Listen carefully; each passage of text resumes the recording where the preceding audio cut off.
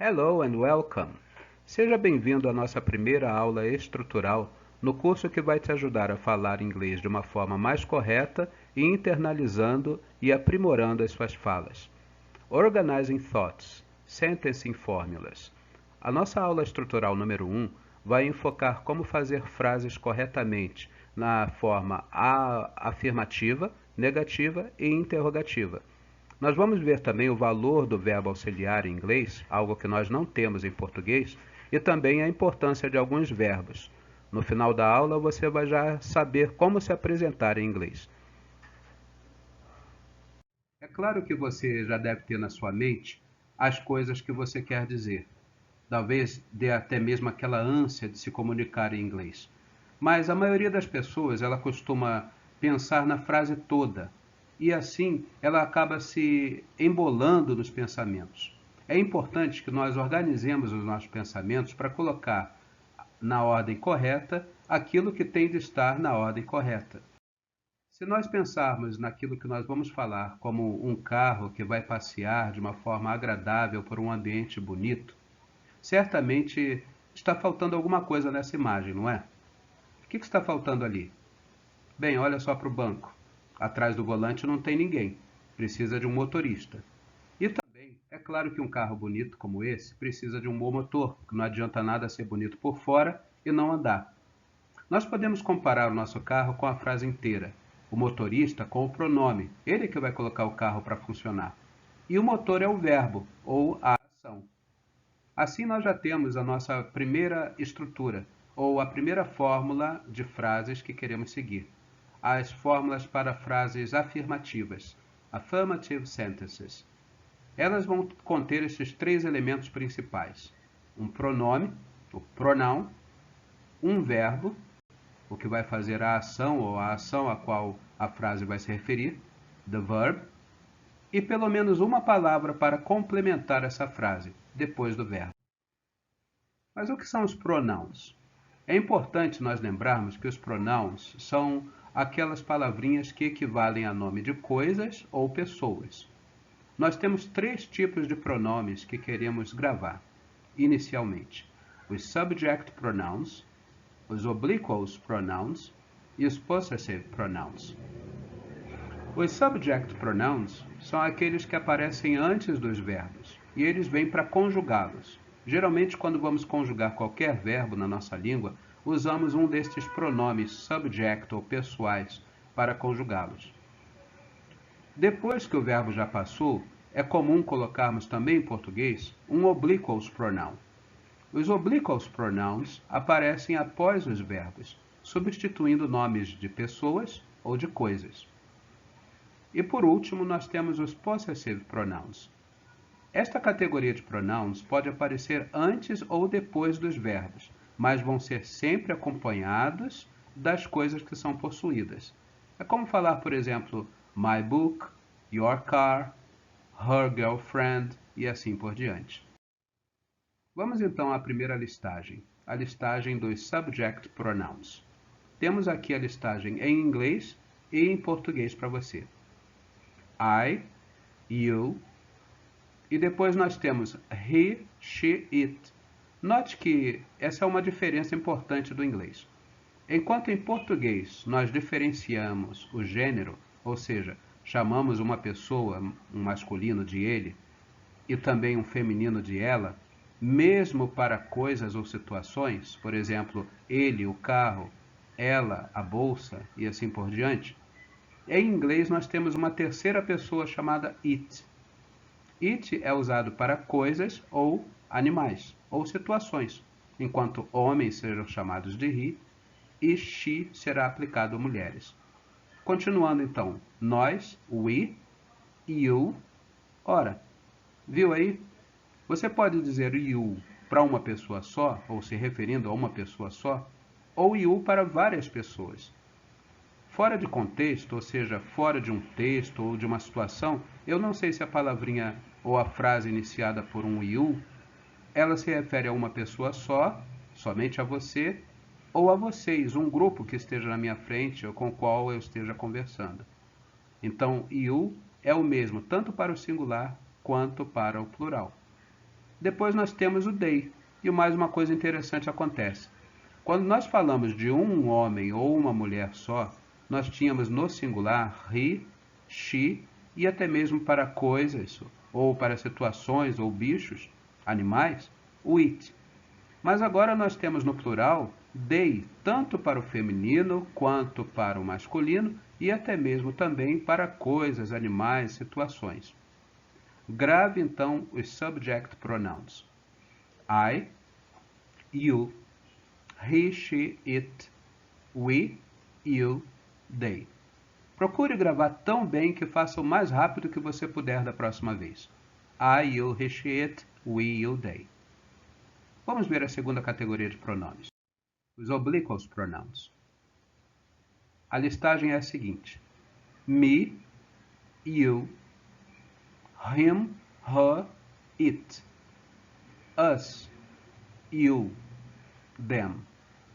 Repetindo: me, you, him, her, it, us, you e them. Agora, é importante lembrar que esses oblíquos pronomes eles têm de ser usados após o verbo já ter passado na frase.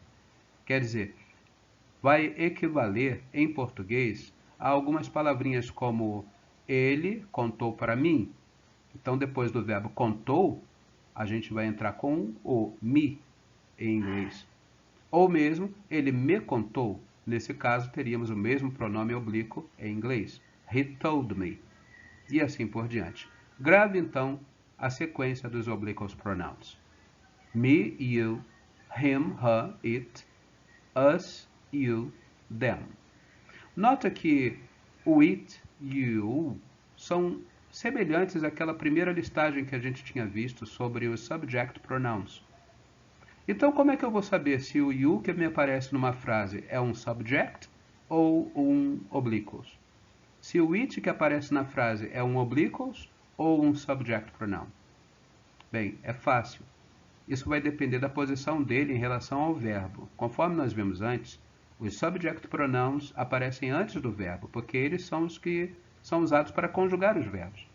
E agora nós temos os obliquous pronouns após os verbos. Então, se a palavrinha it ou you apareceu após o verbo, então a gente sabe que se trata de um pronome oblíquo. E a tradução em português vai ser diferenciada.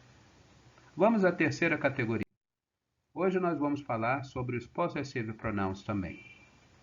Olhe a listagem. Veja que eles se referem a coisas que são possuídas. A primeira pessoa, my ou mine, é dividida em duas.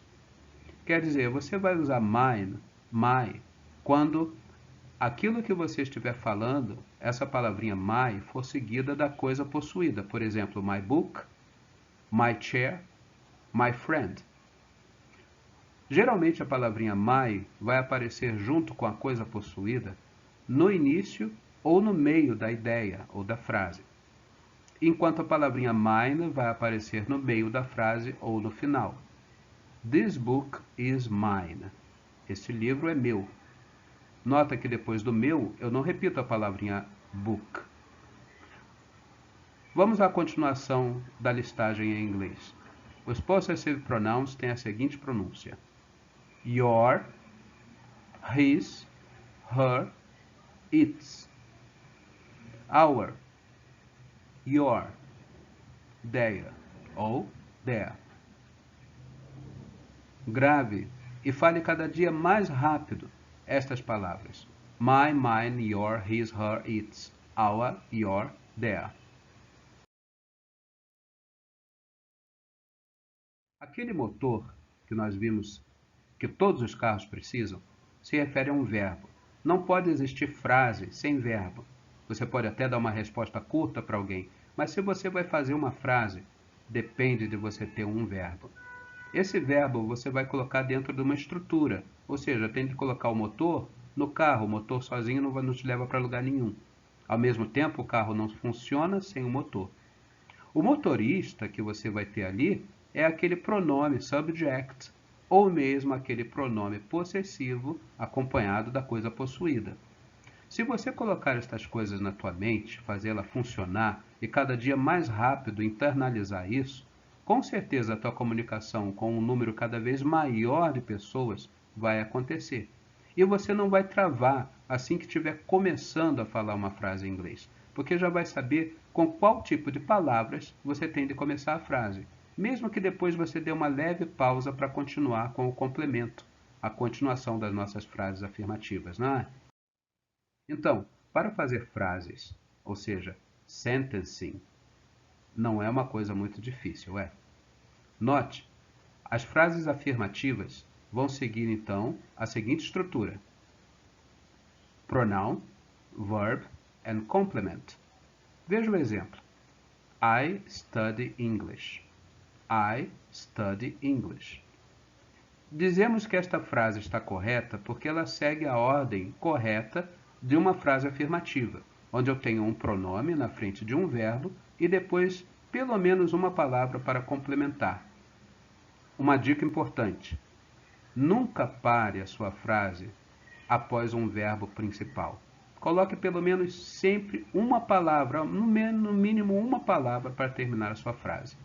É, na verdade, errado parar uma frase no verbo principal.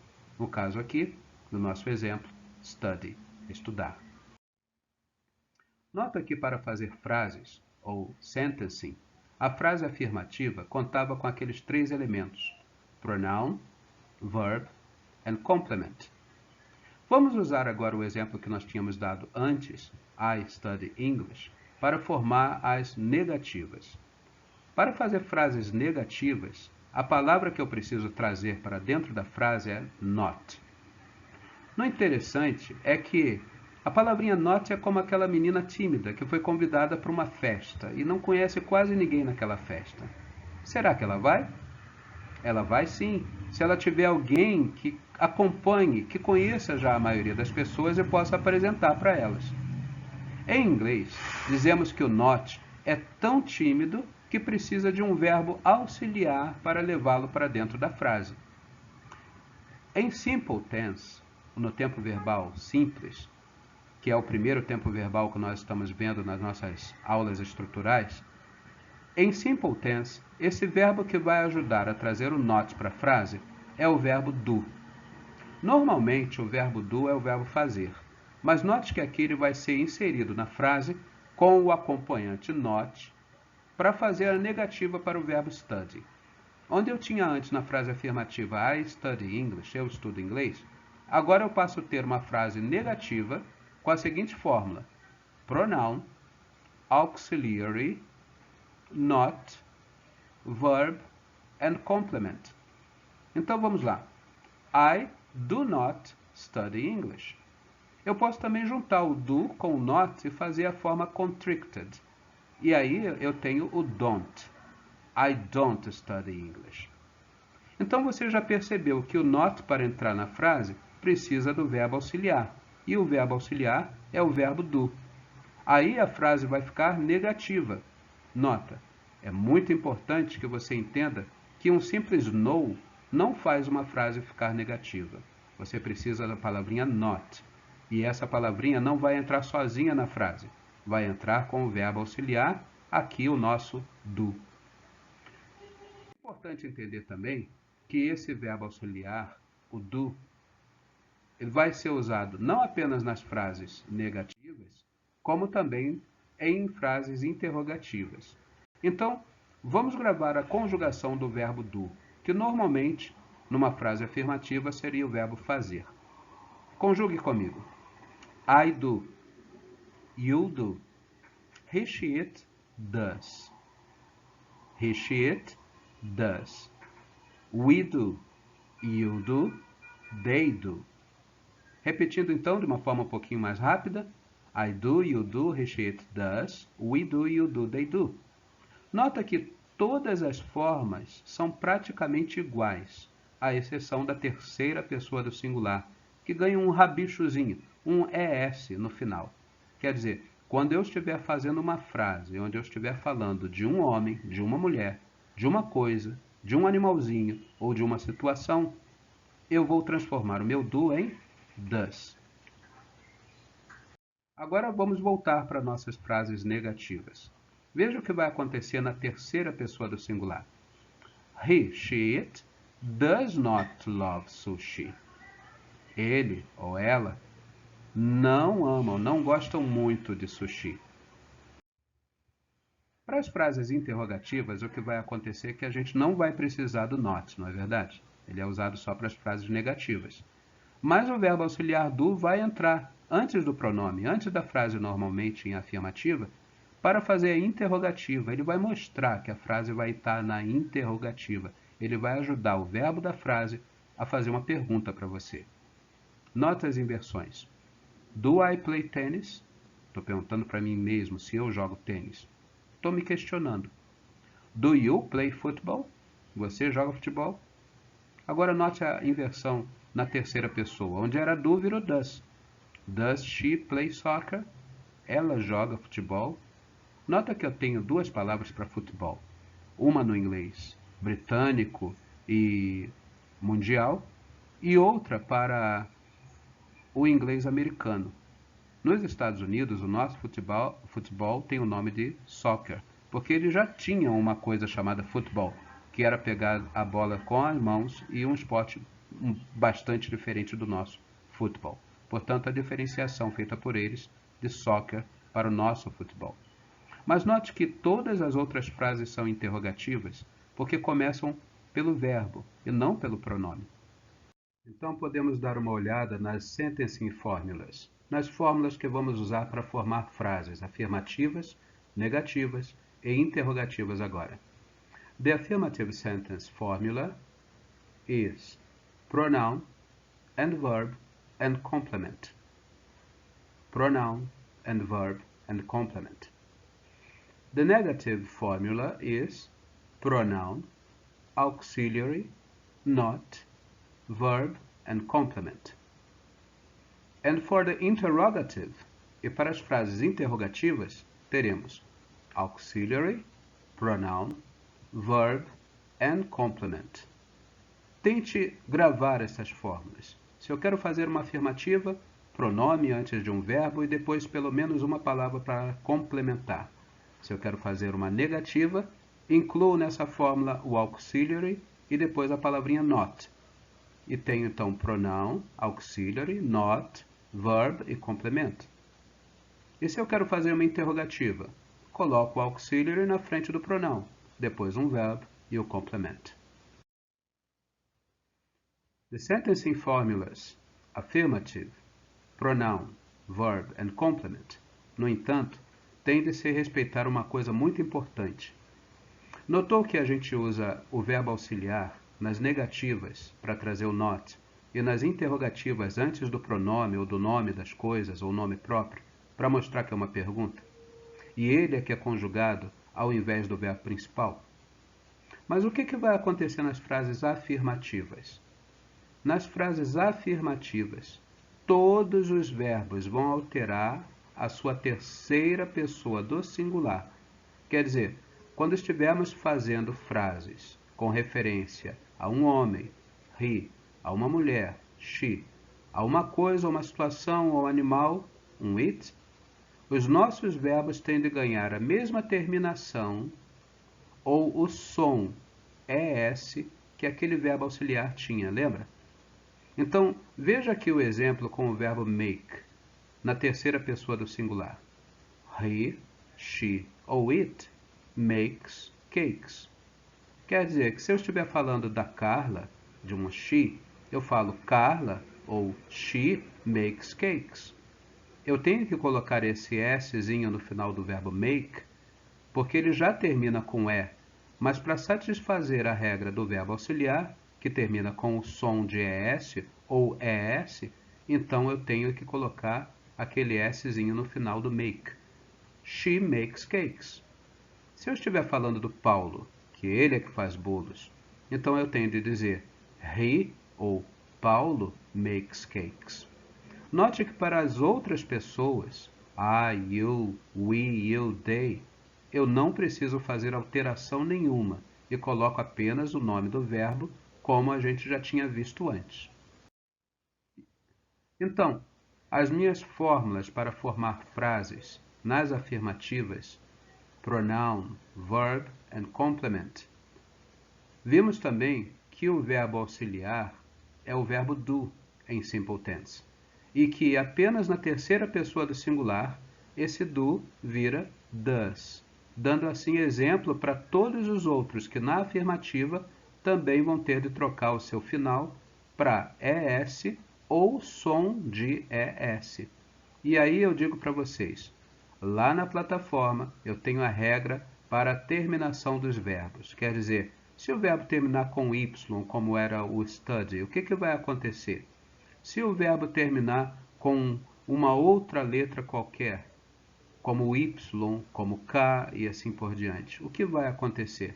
Então, lá na plataforma você vai ter esta diferenciação, esta explicação bem direitinho para você. Note então, a terceira pessoa do singular muda. The third person singular change. A mudança da terceira pessoa do singular é colocar esse es ou s no final. Veja aqui, he, she, it.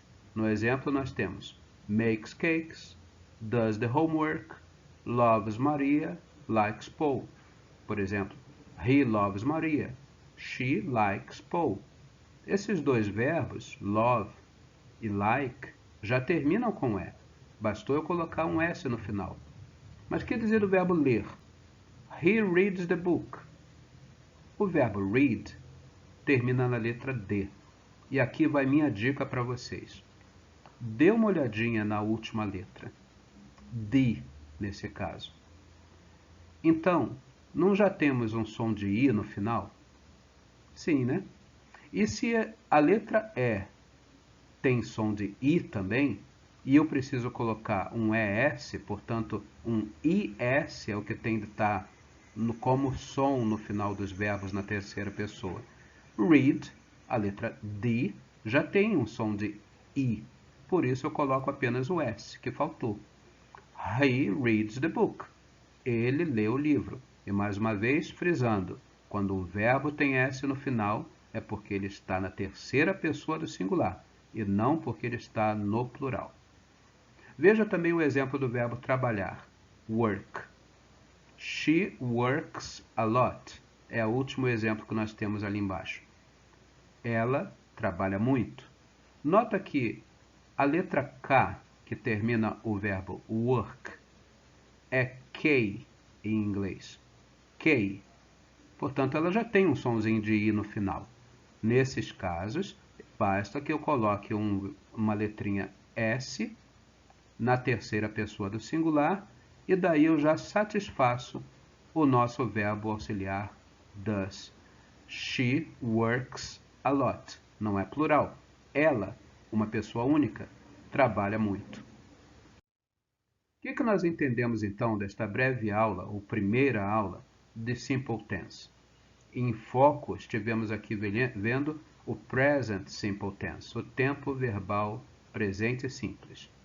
Vamos usar esse tempo verbal quando quisermos falar de fatos, curiosidades ou a rotina que nós temos, o nosso dia a dia. Nós vemos que para cada frase que nós fizemos, só precisamos de um verbo. Only one verb is necessary. Only one verb is necessary. Só precisamos de um verbo para formar frases em simple tense. E para fazer negativas ou interrogativas, este verbo vai precisar do seu ajudante. Em simple present, the auxiliary verb do. Em simple present, no presente simples, o verbo auxiliar a ser usado é o do, que vai mudar na terceira pessoa para does. Temos mais exemplos aqui, então, para estas mudanças da terceira pessoa. Cada uma das frases de exemplo nesta página trata de uma pessoa só, um she ou um he.